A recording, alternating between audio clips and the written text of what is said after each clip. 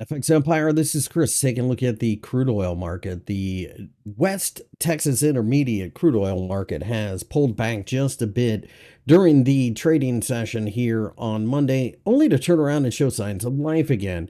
This is a market that I think is going to continue to be somewhat choppy in this region as we are between the 200-day EMA and the 50-day EMA indicators. Quite often, this signals a market that is in flux and trying to sort out where it's going to go next. If we were to turn around and break down below the 50-day EMA, it could open up a move down to the $71.50 level. On the other hand, if we can break above the 200-day EMA, then the market could go looking to the $80 level above. The $80 level, of course, is a large round figure that a lot of people will be paying close attention to. Anything above there probably becomes more buy and hold. Brent, same situation. We're between the 50-day EMA and the 200-day EMA indicators. If we can clear $83.50, I think this is a market that goes much higher.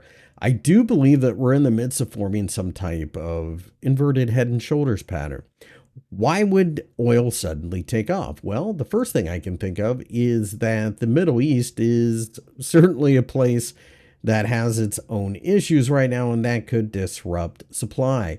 Furthermore, central banks around the world cutting rates could have a major negative effect on the demand for crude oil as economic conditions warrant more energy and therefore more demand for crude oil. After all, crude oil is the lifeblood of the economy, and therefore I think you have to pay close attention to it because it is probably trying to tell us that economic activity could really take off.